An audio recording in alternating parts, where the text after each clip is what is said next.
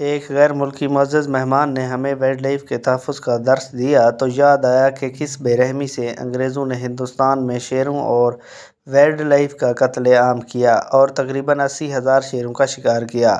آج اس افسوسناک معاملے کے مزید دردناک پہلوؤں پر بات کریں گے کہ یہ سب کیوں کیا گیا۔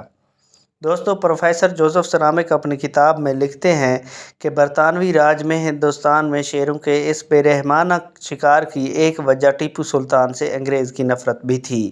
سلطان ٹیپو شیروں کے دلدادہ تھے، انہیں شیر میسور بھی کہا جاتا تھا۔ ٹیپو سنسکرت زبان کا لفظ ہے جس کا مطلب ہے شیر جیسا۔ ان کی تلواروں اور خنجر پر بھی شیر کی شبیہ بنی ہوتی تھی۔ شیر ہی ان کی سلطنت کا سرکاری نشان تھا اور ان کے لیے جو تخت بنایا تھا وہ بھی ایسا تھا جیسے کوئی شیر کے اوپر بیٹھا ہو۔ ٹیپو سلطان کے لیے 1793 میں ایک فرانسیسی انجینئر نے ایک باجا ڈیزائن کیا جس میں ایک شیر ایک انگریز فوجی کو گرائے ہوئے تھا، اور جب اس باجے کو منہ سے بجایا جاتا تھا تو انگریز فوجی کراہتے ہوئے اپنا بازو اوپر نیچے کرتا تھا اور شیر کی دہاڑ کے ساتھ انگریز فوجی کی چیخوں کی آواز بھی سنائی دیتی تھی۔ اس باجے کی سب سے بڑی خصوصیت یہ تھی کہ اس کو 18 مختلف سروں میں بجایا جا سکتا تھا۔ یہ باجا آج بھی لندن کے وکٹوریہ اینڈ البرٹ میوزیم میں رکھا ہوا ہے، جس کو دیکھنے کے لیے دور دور سے سیاح آتے ہیں اور اس شاہکار کو سراہتے ہیں۔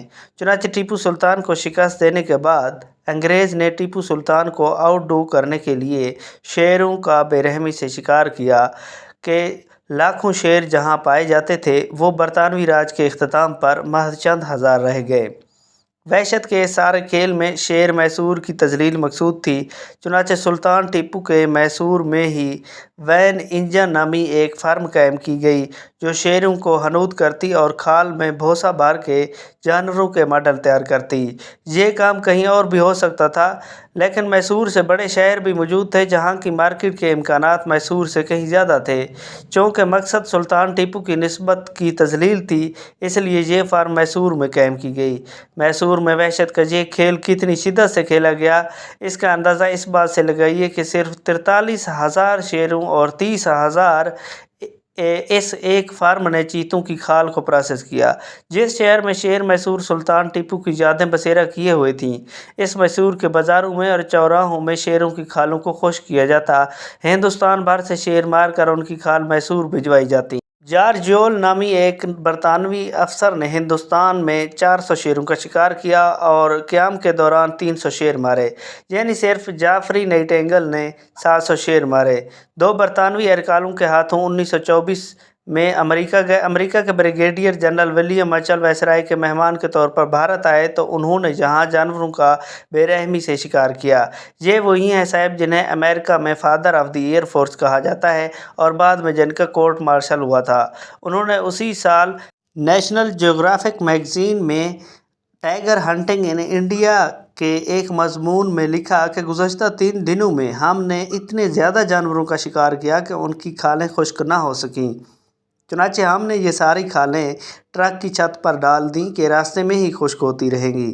برطانوی افسران اور اہلکاروں نے برصغیر کے جنگلوں میں جس بے رحمی سے شکار کیا وہ ایک تاریخ باب ہے۔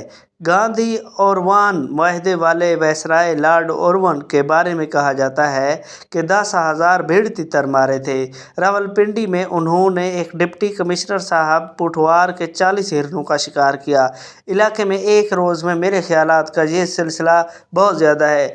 محفل ابھی جاری تھی۔ برصغیر کی جنگلی حیات کا قتل عام کرنے والے مہربان اب ہمیں سمجھانے آئے بیٹھے تھے کہ ایک مہذب قوم کی طرح جنگلی حیات کا تحفظ کیسے کیا جاتا ہے، اور احساس کمتری کے ہمارے شرکاء کے چہرے بتا رہے تھے کہ ان کے ہاں اس بات پر اتفاق پایا جاتا ہے کہ ہم مقامی لوگوں کے مہذب ہونے میں ابھی بہت وقت لگے گا۔